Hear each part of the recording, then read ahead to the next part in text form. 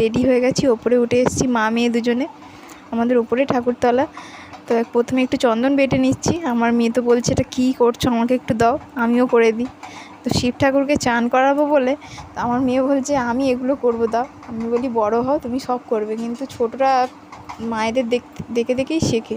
বাচ্চাবেলা থেকে সমস্ত কিছু শেখানো উচিত বাচ্চাদের। তো আমার মেয়েও সব কিছু নিয়ম আমার মতো করে করলো। শিব ঠাকুরকে ফুল বেলপাতা সমস্ত কিছু অর্পণ করলো। তো আমার এই ভিডিওটা কেমন লেগেছে অবশ্যই কিন্তু তোমরা কমেন্টে জানিও। তো তারপরে তুলসী পাতা, বেলপাতা, দুল্প সব কিছু দিয়ে ভগবানকে নিবেদন করলাম। যতটুকু আয়োজন করতে পেরেছি, আমাদের ভোলানাথ তো সব কিছুই জানে। ওনাকে সামান্য একটু বেলপাতা দিয়ে পুজো দিলেই উনি সন্তুষ্ট। তো দেখো ঘন্টা বাজাচ্ছে এখন আমার মেয়ে, আবার শাঁখও বাজাবে বলে খুব বায়না ধরেছে। পুজোর শেষে নিজের আসনটা নিজেও তুলে রেখে দিয়েছে। সত্যি আমার মেয়ে একদম লক্ষ্মীমন্ত মেয়ে।